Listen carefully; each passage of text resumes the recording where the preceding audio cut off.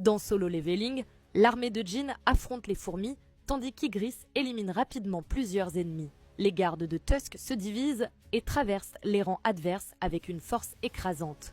Jin appelle Tusk et l'avertit de ne pas blesser les humains, sinon il ne sera plus jamais invoqué. Et merci à Seb, Freeze et Hamza, les 3 derniers abonnés. Tusk se transforme en géant avant d'utiliser l'hymne du dragon de feu, libérant une attaque si puissante qu'elle transperce l'arrière de la montagne. Les chasseurs sont stupéfaits. Taegyu demande s'il s'agit vraiment d'une bête invoquée et Dongwook commente que Tusk ressemble au roi démon descendant dans le monde des humains.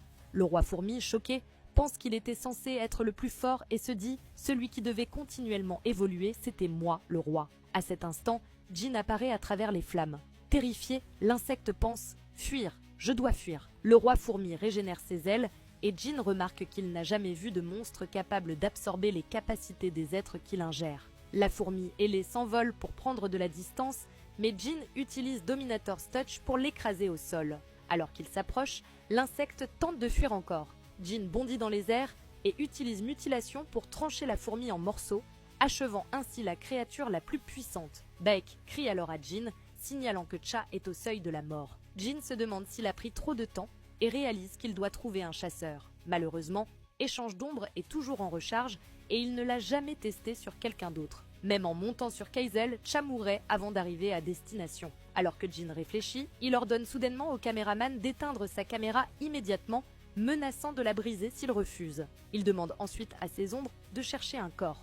Un orc supérieur revient avec un cadavre sans tête. Jin doute que cela fonctionne, mais le système indique que l'extraction d'ombre est possible. Pensant que c'est sa seule option, Jin prononce « Lève-toi ». Cependant, l'invocation échoue. Déconcerté, il réessaie « Lève-toi », mais sans succès. Il comprend que la personne doit avoir une volonté forte pour ne pas devenir une ombre. Jin admet que transformer un humain en soldat de l'ombre n'est pas juste, mais que ceux qui sont en vie doivent le rester. Il tente une dernière fois. « Lève-toi ». Les ombres enveloppent le corps du soigneur et Baek saisit Jin en lui demandant ce qu'il fait à son ami. Mais il s'arrête net, choqué, et murmure « Ta compétence, la nature de ta compétence, la capacité de contrôler les morts, et cet arc continue. Abonne-toi pour la suite ».